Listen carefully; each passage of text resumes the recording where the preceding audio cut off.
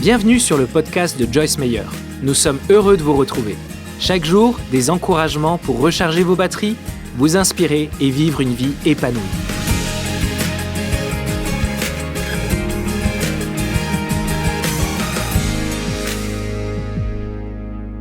Il y a beaucoup de façons différentes dont nous sommes offensés et probablement beaucoup d'entre vous, et peut-être beaucoup de ceux qui nous regardent à la télé, sont offensés par quelque chose en ce moment. Et peut-être que vous ne croyez pas que c'est si important, mais je crois que vous verrez quand je terminerai que c'est beaucoup plus important que vous ne le croyez.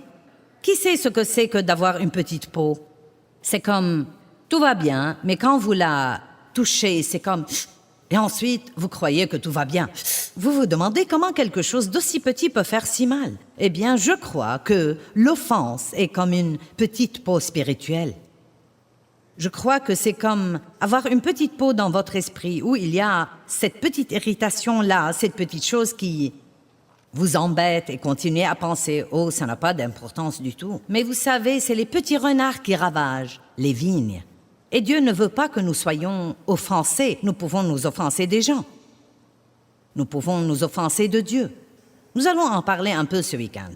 Vous savez, il y a des gens qui... Ils aiment Dieu, ils croient en Dieu.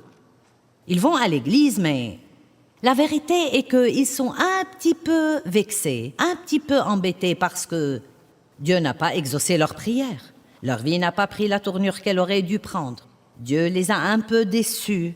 Vous savez, il n'y a aucune raison d'être déçu de Dieu parce que Dieu est parfait et tout ce qu'il fait pour nous est juste. C'est nous qui gaffons, et même si votre vie n'a pas pris la tournure qu'elle aurait dû prendre, cela ne veut pas dire que le plan de Dieu n'est pas meilleur que le vôtre si seulement vous lui cédiez. Amen. Et nous pouvons nous offenser de nous-mêmes. Je vais faire tout un enseignement là-dessus pendant que je suis ici. Nous nous offensons du gouvernement. Oui, il en est beaucoup question aujourd'hui, bonté divine. Nous nous offensons parce que nous avons des ennuis dans notre vie. Nous nous offensons des magasins où nous faisons nos courses. Magasins de vêtements, de l'épicerie. Un jeune homme a partagé ceci avec moi l'autre jour et j'ai pensé qu'il ne sait vraiment pas que cela lui fait du mal ou pourrait même poser un problème. Et il a raconté qu'il avait pris sa voiture pour la réparer. Et là où il l'a prise, on a estimé le coût à 3 000 $ et il a trouvé que c'était cher et il l'a donc prise autre part et on l'a réparée pour 1 000 $. Donc, il doit passer devant ce premier lieu où il est allé 3 fois par jour en allant au travail, en sortant déjeuner et en revenant et il a dit « Ils m'ont tellement exaspéré. » Il a dit « Je les ai exclus complètement de ma vie et quand je roule par là maintenant, je ne les vois même pas. » Et j'ai pensé « À quoi cela servirait-il » Cela ne va pas les obliger à déménager. Le seul à qui ça fera du mal, c'est toi. Car chaque fois que tu roules par là, ta petite peau spirituelle dira « Aïe, ouh, oh !» Et nous ne comprenons même pas ce que c'est. Nous nous offensons du trafic, nous nous offensons des prix élevés. La parole de Dieu peut nous offenser si nous ne voulons pas l'écouter, car nous ne voulons vraiment pas lui obéir. Un pasteur qui prêche sur le don peut nous offenser si nous ne voulons vraiment pas donner. Amen. Matthieu 24, 10, le premier verset. Merci Seigneur pour la parole. Nous aimons ta parole. Amen. Matthieu 24 parle des signes de la fin des temps. Et un des signes de la fin des temps, il dit « Plusieurs seront offensés. Plusieurs seront offensés et commenceront à déserter et à se méfier de celui à qui ils devraient obéir, et ils trébucheront et succomberont. » Laissez-moi vous expliquer ce que signifie trébucher et succomber. Le mot « offense » veut dire, en fait, faire trébucher. Il est aussi traduit d'un mot grec qui est scandalon, qui veut dire la partie du piège où est accroché l'appât qui attire vers lui l'animal pour le capturer. Donc, nous allons le dire comme ça. Satan essaye constamment de nous amener à nous offenser, car si nous mordons à cet appât, non mais Si nous mordons à cet appât et que nous sommes pris à ce piège, il peut causer beaucoup de dégâts dans nos vies. Jésus a été occasion de chute pour plusieurs, et la Bible l'appelle un rocher de chute, une pierre qui fait trébucher. Qu'est-ce que cela signifie? J'ai un beau gros rocher ici pour que nous puissions comprendre ça. Maintenant, vous savez, si je me promenais sans faire aucune attention et que puis je trébuche, si vous tombez et que vous vous faites du mal, cela pourra vous empêcher d'aller plus loin. Et on pourrait dire que tout le long de notre chemin dans la vie, il y a toutes sortes de pierres d'achoppement. Un autre mot qui se traduit offense veut dire une petite pierre. Et s'il n'y avait qu'un tas de petites pierres ici, nous croyons que les petites choses n'ont pas d'importance, mais je crois que si nous n'apprenons pas à être fidèles dans les petites choses, nous ne serons jamais établis sur les grandes choses. Je veux donc que nous fassions attention à ce truc. C'est considéré être un lieu d'achoppement. Vous voyez, nous déraillons, vous croissez en Dieu, vous écoutez la parole de Dieu, vous allez à l'église, vous grandissez, tout est formidable et vous vous fâchez contre quelqu'un.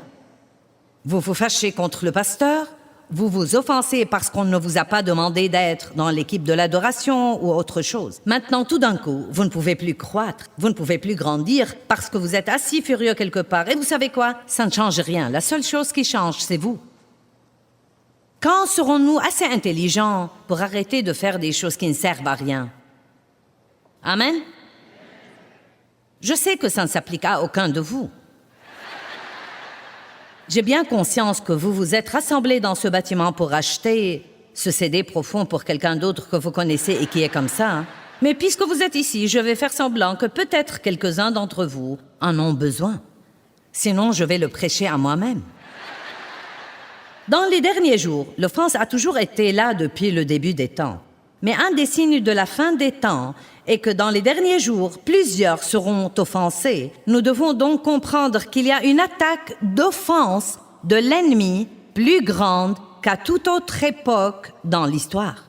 Vous savez quoi? S'il peut nous garder tous fâchés, il arrivera à ses fins, car le verset 12 de ce même chapitre dit « Et l'amour de la grande masse des gens se refroidira » dans Matthieu 24, verset 12. « L'amour de la grande masse des gens se refroidira à cause de l'iniquité accrue et de l'anarchie qui est sur terre. » L'amour de la grande masse, non pas l'amour du monde. Nous sommes la grande masse dont il parle là. L'amour de la grande masse des gens se refroidira. Pourquoi? Parce que plusieurs sont offensés. Vous savez ce qui arrive? L'offense est une petite chose. Juste un petit quelque chose qui arrive et vous embête, puis un autre petit quelque chose arrive, puis un autre petit quelque chose arrive, et nous croyons que toutes ces petites choses ne font pas de différence, et donc nous allons à l'église, et nous avons ces petites choses en nous, et nous lisons notre Bible, et nous avons ces petites choses en nous, et nous prions, et nous avons ces petites choses en nous, puis nous voyons peut-être quelqu'un contre qui nous avons une de ces petites choses en nous, et nous allons plutôt de l'autre côté, où nous avons plutôt ce petit regard ou ce sentiment indigné, vous savez. Et nous croyons qu'ils n'ont pas d'importance. Eh bien, ce qui arrive, c'est qu'ils font refroidir notre amour. L'offense est comme la première petite peau qui est minuscule, et si nous la gardons, nous pouvons nous mettre en colère, puis devenir plein de ressentiment, puis nous indigner, puis devenir amers, puis avoir un cas déclaré de non-pardon, puis commencer même à haïr les gens si nous ne faisons pas quelque chose là-dessus. Le meilleur moment pour traiter n'importe quel problème, c'est quand c'est un petit problème. Vous m'entendez? Le meilleur moment pour pardonner à quelqu'un est à l'instant où il vous blesse. Le meilleur moment pour décider que vous n'allez pas vous offenser, c'est à l'instant où vous ressentez cette offense. Ne donnez pas le temps au diable pour laisser quelque chose qui vous a blessé prendre racine dans votre vie. 1 Pierre 5, verset 8 dit « Résistez au diable à son apparition. Résistez au diable à son apparition. Veillez et priez, dit la Bible. Soyez sur vos gardes, veillez et priez. Et s'il y a quelque chose que nous devons faire attention de faire, c'est de pouvoir nous lever tous les jours et dire « Dieu, je ne suis fâché contre personne, je ne suis offensé de personne. » Je n'ai aucun ressentiment dans mon cœur. Mince alors ce que ça vous libère pour prier et pour adorer et aimer les autres. Et puis-je vous dire quelque chose? Aimer les autres est la forme la plus élevée de la guerre spirituelle que chacun de nous puisse faire. Si vous voulez vaincre le diable, apprenez à aimer les autres ardemment, passionnément, et vous ne pouvez pas faire ça avec un tas d'offenses à l'intérieur de vous. Plusieurs seront offensés, et l'amour de la grande masse des gens se refroidira à cause de l'iniquité accrue et de l'anarchie qui est sur terre. Beaucoup de gens aujourd'hui dans notre société, incroyablement, sont offensés de Dieu. Non, mais ils sont offensés de l'idée de Dieu. Ils sont offensés des 10 commandements. Ils sont offensés de la prière. Eh bien, vous ne pouvez pas prier à l'école, cela m'offense. Vous ne pouvez pas avoir les 10 commandements, cela m'offense. Eh bien, puis-je vous dire pourquoi cela les offense? Parce qu'ils ne veulent pas y obéir. La seule raison pour laquelle quiconque est offensé par Jésus est simplement qu'ils ne veulent pas se soumettre à ce qu'il leur demande de faire. C'est la rébellion qui cause ça. Comment pouvez-vous trouver quelque chose qui ne va pas chez Dieu? Non, mais c'est vraiment comme... C'est de l'ignorance dans sa pire forme. Comment pouvez-vous trouver quelque chose de mauvais chez Dieu? Il n'y a rien de ce qu'il dit ou fait qui ne soit pas bon. Et toute chose, chacune de toutes ces choses que Dieu nous demande de faire ou de ne pas faire, ce n'est pas pour lui, c'est pour nous-mêmes. Il essaye de nous montrer comment faire pour avoir une vie meilleure.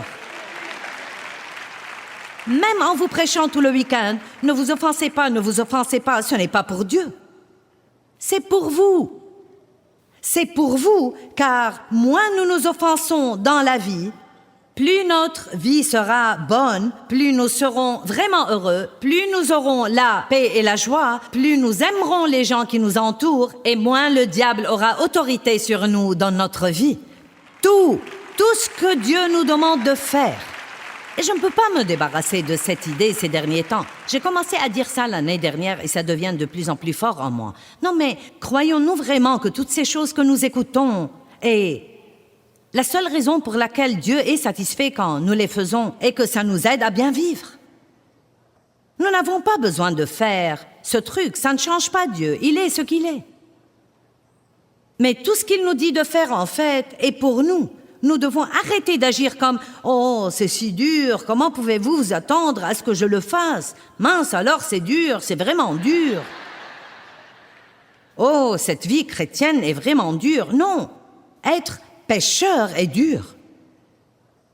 Non mais, ne pas avoir de pardon, ne pas avoir d'espoir, ne pas avoir de relation avec Dieu, maintenant ça c'est dur. N'oubliez donc pas, tous ceux qui essayent de se débarrasser de Dieu, la seule raison pour laquelle ils ne veulent pas Dieu est qu'ils ne veulent pas faire ce que Dieu leur dit de faire. S'ils croyaient qu'ils pourraient faire tout ce qu'ils voudraient faire et avoir Dieu, ils croiraient tous en Dieu. Car pourquoi pas? Amen. La prochaine fois que vous avez l'impression que Dieu vous demande de faire quelque chose et vous ne voulez pas le faire, dites à haute voix, « Ce sera bon pour moi. » Ce sera vraiment bon pour moi. Et la prochaine fois que vous voulez faire quelque chose et Dieu vous demande de ne pas le faire, aussi forte que soit votre envie de le faire, dites, si Dieu me demande de ne pas faire ça, ce sera bon pour moi de ne pas le faire et mauvais pour moi de le faire. Tout ce que Dieu vous dit de faire ou de ne pas faire est en fait pour vous. Garde ton cœur plus que toute autre chose, car de lui viennent les sources de la vie. Philippiens 1, 9 et 10.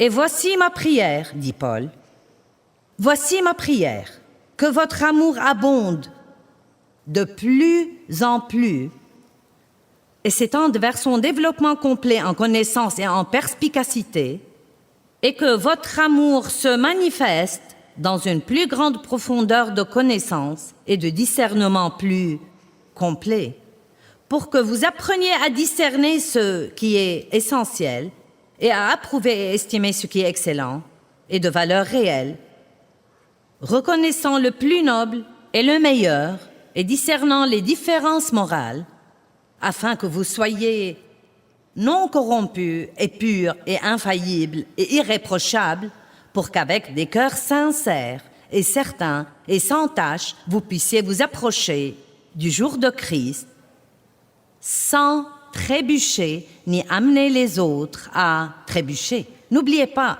l'offense est une pierre d'achoppement. C'est quelque chose qui nous fait trébucher et qui nous fait chuter quand nous devrions faire des progrès. Et il dit, voici ma prière, que votre amour abonde de plus en plus et que vous ne vous offensiez pas, que vous n'offensiez pas. Laissez l'amour vous garder à tout moment dans une situation où vous aimez les gens plutôt que d'en être fâché. Et Paul dit, voici ma prière, que votre amour abonde de plus en plus. J'ai étudié la marche dans l'amour pour beaucoup d'années et j'en ai besoin. Je l'étudie de façon régulière parce que nous sommes par nature très égoïstes et égocentriques. Et donc je trouve qu'étudier l'amour me fait du bien et me rend heureuse plus que n'importe quoi d'autre. J'ai découvert que plus j'aime les autres, plus je suis heureuse. Je ne sais pas comment fonctionnent ces maths, mais c'est la vérité. Plus vous aimez les autres, plus vous vous oubliez, plus vous arrêtez d'essayer de faire les choses pour vous-même et que vous les faites pour les autres, plus Dieu fera pour vous et plus vous serez heureuse. C'est tellement bizarre, n'est-ce pas? Ça a peut-être l'air d'une chose de Dieu. Car la plupart des choses que Dieu fait ne sont pas calculées selon le système du monde. Les premiers seront les derniers seront les premiers. Si vous voulez plus, donnez une partie de ce que vous avez. C'est comme, quoi encore? Si vous voulez être heureux, n'essayez pas de vous rendre heureux. Rendez quelqu'un d'autre heureux et vous serez heureux. C'est comme, waouh! Et ça marche vraiment. Le psaume 119, 165 dit « Grande est la paix de ceux qui aiment ta loi. Rien ne les offensera ni les fera trébucher. » Maintenant, parlons de nouveau des types d'offenses. 7 types d'offenses. Nous pouvons nous offenser. Ne t'en offense pas, nous disons. Ne t'offense pas. Eh bien, voyez, quand nous avons la possibilité de nous offenser, c'est à prendre ou à laisser. Nous ne sommes pas obligés de la prendre. Ce n'est pas parce que l'occasion est là pour nous offenser que nous devons la prendre. En fait, nous pouvons même dire à voix basse, « Je ne vais pas prendre ça. » Je refuse de m'offenser. Je n'ai pas le temps de toucher à ça. Savez-vous que l'offense, comprenez bien ça. Si vous oubliez toute chose, car je sais que parfois nous écoutons ces sermons et nous venons et nous aimons être là et nous écoutons même, mais le lendemain, si nous pouvons nous rappeler 3 phrases, nous sommes bénis. Dieu merci pour le message enregistré. Donc, si vous avez un message qui veut dire beaucoup pour vous et que vous l'aimez, vous pouvez l'écouter maintes et maintes fois jusqu'à ce que vous le compreniez finalement. Amen? Mais essayez de vous rappeler ceci. L'offense est complètement improductive. Elle vous vole votre paix, votre joie, votre énergie, votre puissance, et peut même vous voler votre santé, et pourtant elle ne produit absolument rien. Pourquoi donc nous embêter avec quelque chose d'aussi inutile? Que quelqu'un dise Amen. Donc, nous pouvons nous offenser et nous pouvons offenser. Et nous devons faire attention à ça aussi, non mais le fait de penser un peu avant de dire quelque chose peut épargner à tant de gens de devoir essayer de lutter pour ne pas être blessés. Nous devons toujours penser un petit peu avant d'ouvrir nos bouches et de laisser les mots s'écouler. Les gens s'offensent de la vérité. Ils s'offensent des ennuis. Ils s'offensent de Dieu. Nous pouvons offenser le Saint-Esprit. La Bible dit « N'attristez pas, ne vexez pas, ne chagrinez pas ou n'offensez pas le Saint-Esprit. » Vous savez, l'idée même d'offenser le Saint-Esprit devrait vraiment mettre la crainte révérentielle de Dieu en chacun de nous. Qui voudrait par exemple offenser le Saint-Esprit? Et vous savez, si vous étudiez les versets là-dessus dans Éphésiens 4, verset 30, c'est très clair que la chose qui offense le Saint-Esprit est quand nous nous querellons et que nous restons fâchés et que nous n'avons pas la paix et nous ne marchons pas dans l'amour. Je crois que plus que tout, Dieu veut que son peuple s'entende bien. Nous avons besoin d'union et non pas de désunion, car là où il y a l'union, il y a l'onction et la bénédiction. Nous ne parlons pas assez de l'onction dans l'Église et nous avons besoin de l'onction de Dieu. Certains jeunes croyants dans le monde ne savent même pas ce que c'est que l'onction et Christ est loin. L'onction est la puissance et la présence de Dieu. Si je n'avais pas l'onction de Dieu, je ne sais pas ce que je ferais, parce qu'en fait, je ne fais rien de spécial. Je parle beaucoup. Non, mais vraiment beaucoup. les mots qui sortent de ma bouche feraient mieux d'être loin. Et écoutez bien ce que j'ai appris. Je ne peux pas avoir de conflit à la maison. Je ne peux pas porter d'offense dans mon cœur. Je ne peux pas être fâchée et être ointe, et vous non plus. Vous dites, tu es prédicatrice, je comprends ça pour toi, mais moi je ne suis pas prédicateur, je n'ai pas à me soucier de ça. Vous avez besoin de l'onction pour aller à l'épicerie et rester sain. Vous avez besoin de l'onction pour élever vos enfants. Vous avez besoin de l'onction pour vous marier, surtout si vous allez rester marié à la même personne pour longtemps. Dave et moi sommes mariés depuis 46 ans. Cela demande une onction. Qui reconnaît que nous avons tous besoin de la présence et de la puissance de Dieu dans nos vies? Maintenant, écoutez ça. Il n'y aura pas d'offense dans le ciel. Matthieu 13, 41 dit « Quand Christ enverra ses anges, ils ramasseront toutes les causes d'offense. Elles n'iront pas au ciel avec vous. » Parlons de l'amour pour quelques minutes. Vous savez, l'offense est comme cette petite peau spirituelle qui nous empêche de vraiment aimer les autres. Et quand nous avons le non-pardon ou... J'essaie de ne pas parler du non-pardon ce soir. Je veux parler de ce qui, selon moi, le précède. Je veux parler de ces petites peaux que je crois que nous avons et auxquelles nous ne prêtons pas attention et qui ensuite deviennent de grands problèmes dans notre vie. Et elles affectent notre relation avec Dieu, elles affectent nos prières, elles affectent notre adoration. Mais parce que nous ne traitons pas les petits trucs, qui reconnaît que parfois nous ne les traitons pas car nous croyons qu'ils ne sont pas importants? Tu m'as offensé. Ce n'est pas ma faute que je sois offensé. Tu m'as offensé. Mais voici ce qu'il y a. Chacun d'entre nous devrait prendre la responsabilité de sa vie. C'est ma responsabilité devant Dieu de recevoir sa grâce pour ne pas être offensé. Ça m'est égal si vous avez essayé de me blesser, et même si vous l'avez fait exprès, je dois être responsable pour ne pas prendre ça. Et ce que nous faisons, c'est que nous reprochons ce que nous ressentons aux autres. Je suis offensé, mais toi, tu m'as offensé. Je ne dois pas changer, tu dois changer. Tu dois m'aider à me sentir bien et je ne me fâcherai jamais. Vous riez parce que vous savez que c'est vrai. Je me souviens très bien quand Dieu a commencé à m'apprendre. Dave n'est pas responsable de ta joie. Quand j'étais malheureuse, je trouvais toujours une raison, quelque chose qu'il devait faire. Si tu faisais ceci et tu ne faisais pas cela, je serais heureuse. Et si tu faisais cela et si tu ne faisais pas cela, je serais heureuse. Quelqu'un sait de quoi je parle? Combien de personnes sont assises ici ou nous regardent à la télé et vous avez de la tristesse dans votre vie ou peut-être vous savez même quelque chose de pire. Non, mais vous êtes vraiment mécontent, vous êtes fâché ou peut-être même vous êtes dans une véritable profonde dépression ou quelque chose comme ça et vous dites si cette personne faisait ceci et si elle faisait cela et si mon patron faisait cela et si mes voisins faisaient cela, je serais très bien. Nous devons apprendre à faire face à des choses dans la vie et toujours rester pieux, car même si cette chose que vous avez maintenant disparaissait, quelque chose d'autre surviendra par après. Amen. La vie est pleine d'interruptions et de désagréments, et la vie ne va pas changer, donc j'ai enfin compris que je devais laisser Dieu me changer.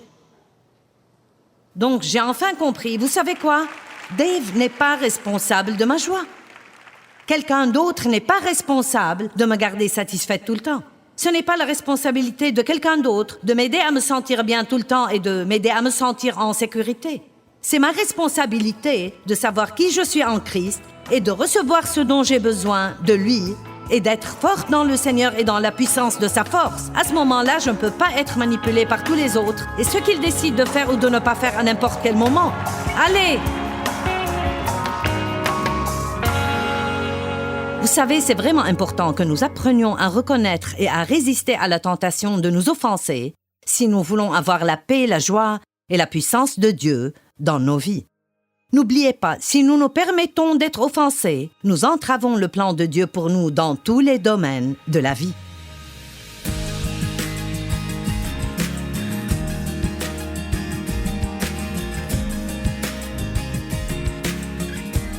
Merci beaucoup d'avoir écouté. Si vous souhaitez faire découvrir les podcasts de Joyce Meyer à vos amis, abonnez-vous à notre chaîne et écrivez-nous un commentaire. Merci d'avance. On se retrouve bientôt pour d'autres encouragements.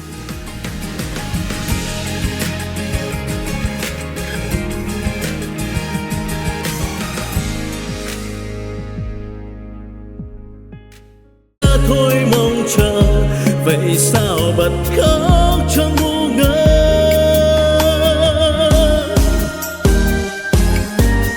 Vẫn thế đây bao lâu nay em không hay, chỉ một mình anh ngồi khóc.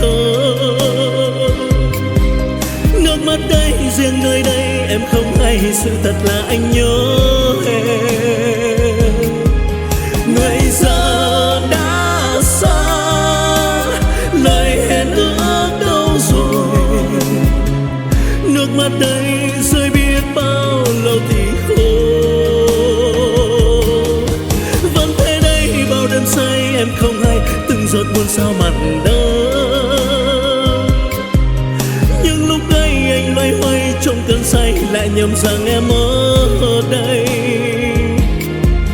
Người giờ đổi thay, tình mình vẫn đong đầy.